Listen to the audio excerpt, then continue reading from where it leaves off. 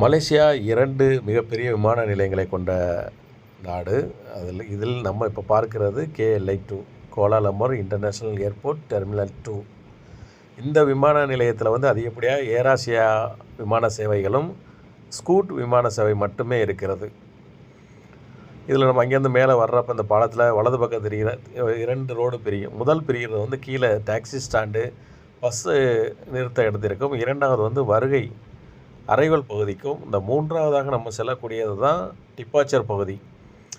பொதுவாக ஏராசியா விமான சேவைகளை நம்ம இந்தியாவிற்கு செல்வதற்கு வருவதற்கு நேர டிப்பாச்சர் பகுதியை அடையக்கூடியதாக அந்த கார்களில் வந்து செல்வது தான் ரொம்ப ஈஸியானது.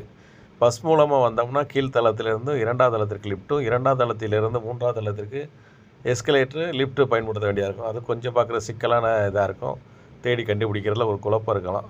ஆனால் இப்படி டிப்பாச்சர் பகுதிக்கு வந்துட்டோம்னா அந்த 3 கேட்டு வழியாக நேர உள் நுழைந்தோம்னா டிப்பாச்சர் பகுதியை ஈஸியாக அடைந்துடலாம். டிப்பாச்சர் பகுதியில் நம்ம நுழைந்த உடனேயே வந்து ஒரு மிகப்பெரிய டிஸ்பிளே போர்டில் வந்து நம்ம விமானங்களின் புறப்பாடு நேரங்களை வந்து மிகப்பெரிய டிஸ்பிளேயாக குறிப்பிட்டிருக்கோம்.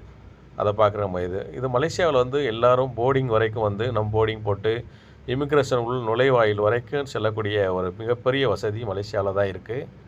இதன் மூலமாக அந்த LPQ இமிக்ரேஷன் உள் நுழைவாயில் கேட்டில் வந்து 3 கேட் வழியாக இன்டர்நேஷ்னல் செல்லக்கூடிய அனைத்து விமானங்களும்